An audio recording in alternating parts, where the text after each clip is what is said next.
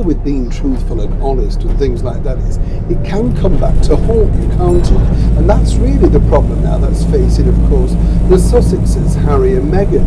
They've said so many stories that haven't really resonated or indeed been blown out of the water.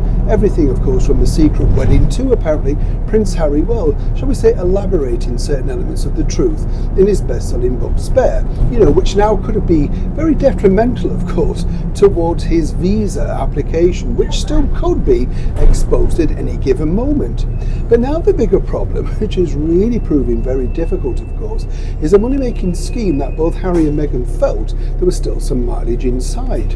And this is where it gets really tricky, because it goes back to, as I said, exactly, are you telling the truth? And more importantly, who's going to be willing to pay such large amounts of money for things that may or may now not be the truth? As ever, let me explain. Morning, lovely to see you today, and thank you as ever for joining me on the back of another London bus. Yes, busy times, you see, covering the politics of the world of 10 Downing Street, Rishi Sunak, Keir Starmer, and the rest of the news that breaks around the world.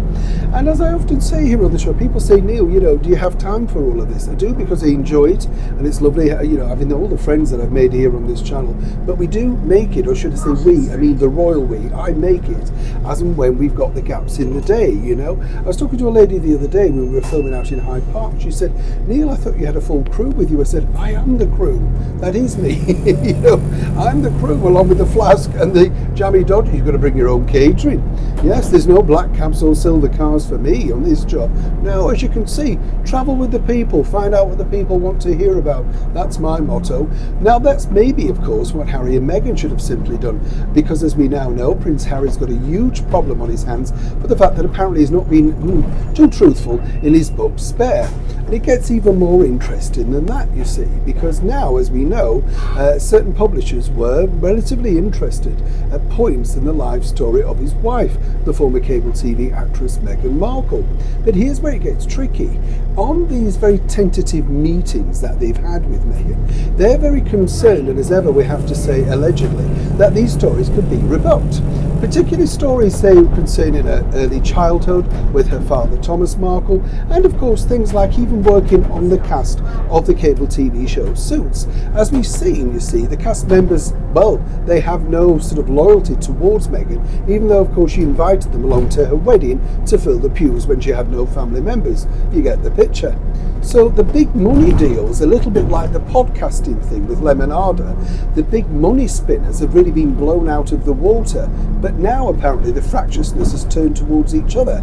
Apparently, according to that source, again allegedly, Meghan believes that Harry's truthfulness or lack of truthfulness regarding Spare and the alleged drug taking that he muted around, well, this now could prove detrimental in her signing a very big money deal.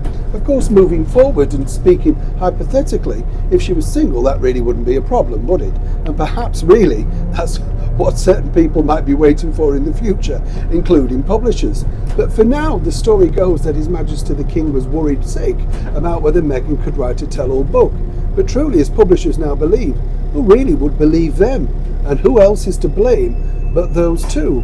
They kind of blew the truth out the water, and too many people will refute any particular stories they decide to put forward, unless, of course, they've got cast iron proof. Where would they get that from? Shown on the back of a big red London bus.